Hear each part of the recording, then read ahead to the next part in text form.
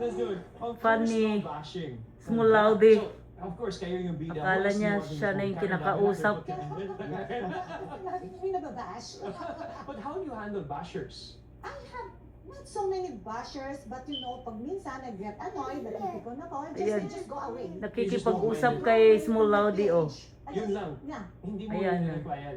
Sometimes eat your heart out. Eat your heart out! Eat your heart out! Ayan. What about you, bro? Do you have bashers? Of course, I have bashers. Everyone has bashers.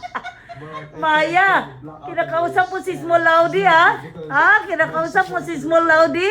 Fan ka na ni Small Laude. Kala mo, ikaw kinakausap, no? No. Gusto mo Small Laude. Matuwang-tuwa ka, kinakausap mo din siya sa TV. Ano? Gusto mo Small Laude? Kala mo ikaw kinakausap niya. Ay, galing ang baby namin, ah.